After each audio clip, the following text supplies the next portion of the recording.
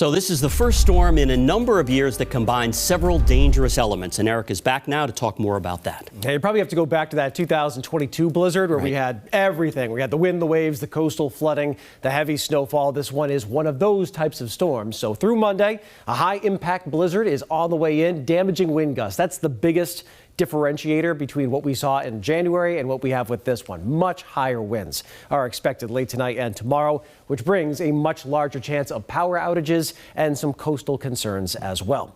There's the radar tonight. Some snow has been falling across coastal Connecticut. Might start with some raindrops toward Martha's Vineyard and Nantucket before switching over, but that band is starting to creep its way northward. Deepening storm undergoing that bombogenesis, which is a rapid drop in pressure, and we're going to see that in spades tonight. That will also bring in a chance for some thunder snow by tomorrow morning.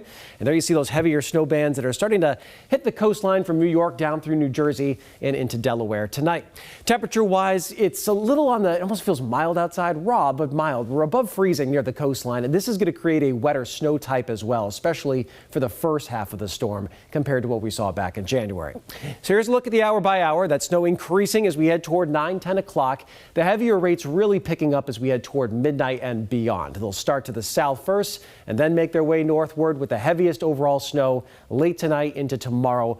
Let's say 4 a.m. until midday. That's the teeth of the strongest winds and the heaviest snowfall rates and the best chance to see some of that thunder snow. Then as we head into the afternoon, things will start to pivot away. Snow will hold on the longest near the coastline and then start to taper off as we head toward 8 o'clock or so tomorrow evening. So it is a fairly progressive storm, but just very intense as it moves on by. This is a look at snowfall rates. So how much would approximately accumulate in an hour? So later on tonight, you're in a quarter to a half-inch range. And then as we get past midnight, we start to see these 1 to 2 inch per hour rates. And at times, that purple shading heading into tomorrow morning is 3 or even 4 inches per hour. That will be most likely near the coastline tomorrow. So 16 to 24 inches of snowfall from Cape Ann, the North Shore, Boston, westward along the Pike to Worcester.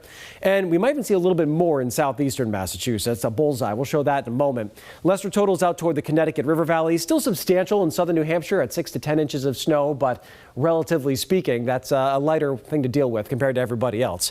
10 to 16 for the mid to outer Cape, and probably just under 10 on Nantucket. Again, a heavier, wetter snow type there. If there is a bullseye zone to watch, this is where we would be watching. Around Bridgewater, Middleborough, westward to Attleboro and Providence, and into some of the hills in northwestern Rhode Island. That's where we could see 24 to 30 inches of snow if that band sits right over those spots. As for the winds, they are starting to pick up tonight. They're really going to get intense late tonight and tomorrow morning. These will be out of the northeast. These certainly could bring power outages and damage to trees and power lines, and that chance for gusts over 70 miles per hour at the coast, especially Cape Cod and the islands. I would not be surprised to see even a couple over 80 miles per hour in the more exposed spots. As we head toward the afternoon, the wind will turn more northerly, and then we'll slowly start to bring things down as we head into the evening and the overnight. That's why coastal flood warnings are out, especially from the South Shore to the Cape and Martha's Vineyard and Nantucket. The tide will be high tonight, even before we get to the main part of the storm. So our highest astronomical tide is the one tonight at 3 a.m. The winds will be gusty. The wave action will be large. We're going to get into flood stage. But then the real peak of our storm is tomorrow morning. That's dead low tide. That does help us out. It means our ceiling is moderate coastal flooding and not major coastal flooding. Same story in Nantucket.